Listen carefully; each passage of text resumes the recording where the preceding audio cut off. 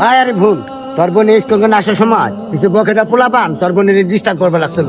তোর বন্ধু রাজীব আছে না, একটা মিনিট খারাপ আমার একটা ফোন আইছি। তাহলে কি রাজীব আবার বোনের ডিস্টার্ব করলো? ব্যাপারটা তাই মনে হইলো। দাঁড়ারে এখনই আমি ফোন দিতেছি। ওই রাজীব তুই কই রে? তুই এখনই 5 মিনিটের মধ্যে মরে যাবি। কিরে বন্ধু, এত আর্জেন্ট ফোন দিলি, কি অবস্থা?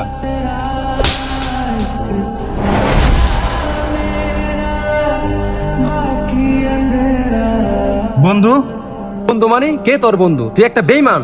তোর কত বড় সাহস তুই আমার বোনের রাস্তাঘাটে ডিস্টার্ব করস? আমি তোর বোনের ডিস্টার্ব করছি? তুই এই কথা কার কাছ থেকে শুনলি? রাজীব তুই রাজীবকে থাপে দিলি কে? কি জন্য থাপড় দিছি তুমি জানো না ভাই?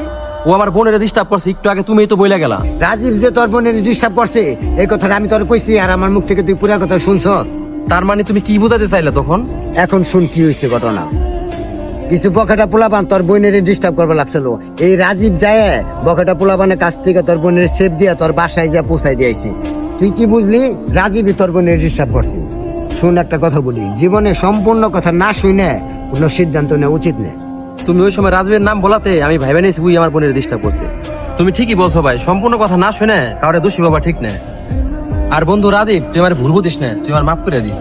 না বন্ধু, আমি কিছু মনে করি নাই। আর বিশেষ করে তুই একটু আগে বললি যে তুই ভুল বুঝছস, যেখানে তুই ভুল বুঝছস এটা দোষের কিছু নাই তো।